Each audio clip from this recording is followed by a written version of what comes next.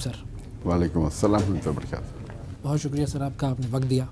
جیسے کہ میں نے شروع میں کہا کہ کچھ ایسے مسائل ہیں جو کہ اس وقت امت مسلمہ فیس کر رہی ہے، انڈیویجولی بھی اور اگر ہم کلیکٹیولی بھی بات کریں تو اس میں بھی۔ فار انسٹنس اگر ہم بات کریں سب سے پہلے یہ لفظ امت، کیا اس وقت مسلمان ایک امت ہیں یا نہیں؟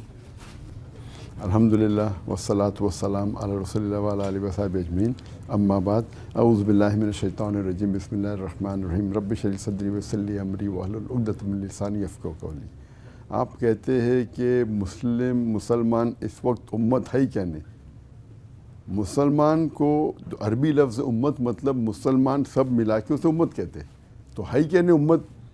مسلمان تو ابھی ہے نا 25% دنیا میں، تو آپ یہ نہیں کہہ سکتے امت ہے کیا نہیں، امت ہے۔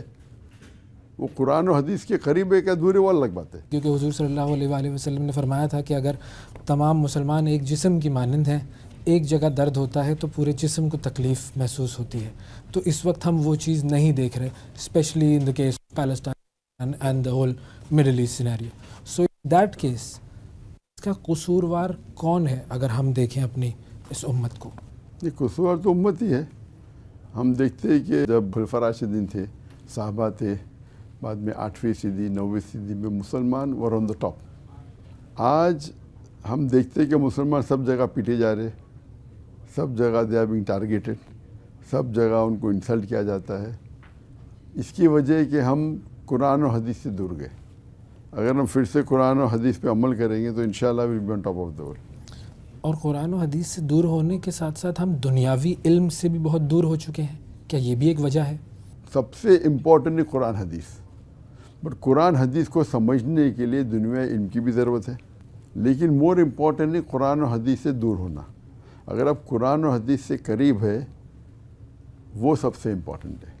اور قرآن حدیث کو جیسا میں نے کہا کہ قرآن میں بھی لکھا ہے کہ آپ علم حاصل کرو، تو وہ تو ریکوائرمنٹ ہے، لیکن جو پہلے گائیڈنس قرآن مجید میں دی گئی تھی، اللہ تعالیٰ نے انسانیت کو اقرا پڑھو، اکثر مسلمان نہیں پڑھتے، اور پورا گائیڈنس ہے کہ اقرا بسم ربک الذی خلق، پڑھو اللہ کے نام سے جو خالق ہے۔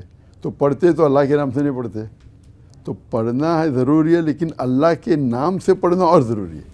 میں سمجھ نہیں پایا کہ اللہ کے نام سے پڑھنے کا مطلب کیا ہوگا؟ مطلب ہے وہ علم حاصل کرو جو آپ کو اللہ کے قریب لے کے جاتا ہے۔ اقرا بسم ربک الذی خلق، پڑھو اللہ کے نام سے، اللہ کے نام سے پڑھنا چاہیے۔ وہ علم اگر آپ کو اللہ کے قریب لے کے جاتا ہے تو وہ علم آپ کو اس دنیا میں بھی بینیفٹ کریں گے، آخرت میں بھی۔ جو علم آپ حاصل کرتے جو اللہ کے قریب نہیں لے کے جاتا ہے، اس دنیا میں شاید بینیفٹ نہیں کرے، آخرت میں تو یوز لیس ہے۔ تو ہمارا مین ٹارگیٹ رہنا چاہیے علم حاصل کرنے کے لیے آخرت۔ اللہ فرماتے اگر آپ دنیا چاہیں گے اللہ دنیا دیں گا، آخرت نہیں دیں گا، آخرت چاہیں گے تو آخرت بھی دیں گا، دنیا بھی دیں گا۔